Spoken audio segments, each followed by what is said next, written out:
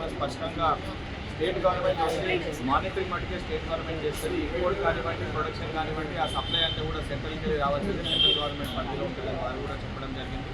కానీ black marketing జరగకుండా చూడాలని చెప్తే వారు కూడా చాలా స్పష్టంగా లాస్ట్ 10 daysలో ఈ బ్లాక్ మార్కెటింగ్ కానీ ఎక్కడైనా డొమెస్టిక్ కమర్షియల్ చేసిన ప్రయత్నం చేసిన చోట వాటిని పట్టుకొని కేసులు దాఖలు చేసినా కూడా వారు చెప్పి అవి కూడా చూపించడం జరిగింది. వాళ్ళు చాలా అద్భుతంగా మానిటరింగ్ పైన రాష్ట్ర ప్రభుత్వం పనిచేస్తుంది. కానీ కేంద్ర ప్రభుత్వం ఏదైతే మన 1955 యాక్ట్ ఏదైతే ఉందో సెక్షన్ 3ని అమైండ్ చేసి చాలా క్లియర్గా దాంట్లో మెన్షన్ చేశారు. ప్రొడక్షన్ ఓన్లీ డొమెస్టిక్ సప్లై మట్టుకి దానికే ఇవ్వండి అంటే కమర్షియల్కి ఇవ్వకూడదని మెన్షన్ చేయలేదు, కానీ డొమెస్టిక్కే ఇవ్వండి అని చెప్పి మెన్షన్ చేశారు. అంటే ఇండైరెక్ట్గా కమర్షియల్కి సప్లై తగ్గించండి అని చెప్పి చాలా క్లియర్గా చెప్పారు. ఒకవైపు ఏమో కేంద్ర మంత్రి పెట్రోలియం మినిస్టర్ మాట్లాడుతూ లేదు 74 రోజులకు సంబంధించి ఎటువంటి కొరత లేదు, కావాల్సిన స్టాక్ ఇక్కడ ఉంది అని చెప్పి చెప్తూనే మరొక వైపు ఇటువంటి యాక్ట్ని అమెండ్మెంట్ చేసి హోటల్ ఇండస్ట్రీని కూడా కంప్లీట్గా ఈరోజు దెబ్బతినే పరిస్థితి ఉంది.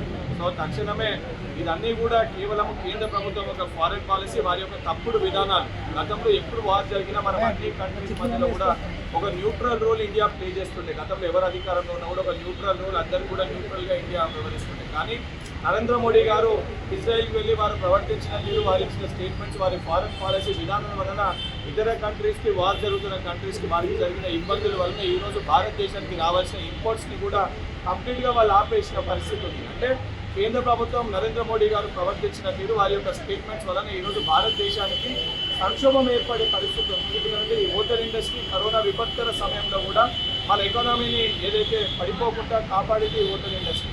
ఈరోజు ఇదే రకంగా కొరత కొనసాగితే రేపు పొద్దున హోటల్ ఇండస్ట్రీ కానీ, ట్రాన్స్పోర్ట్ కానీ, హాస్పిటల్ కానీ, ఎడ్యుకేషన్ ఇన్స్టిట్యూషన్ కానీ మొత్తం కూడా మన భారతదేశ ఎకానమీ మొత్తం కూడా పడిపోయే పరిస్థితి ఉంది. కాబట్టి తక్షణమే కేంద్ర ప్రభుత్వం ఇంటర్వ్యూని దీన్ని పార్లమెంట్లో కూడా చర్చించి ఏ రకంగా ఈ సంక్షోభంకి వెళ్ళి బయటపడాలి, ఒక సొల్యూషన్ తీసుకురావాలని చెప్పి డిమాండ్ చేస్తుంది.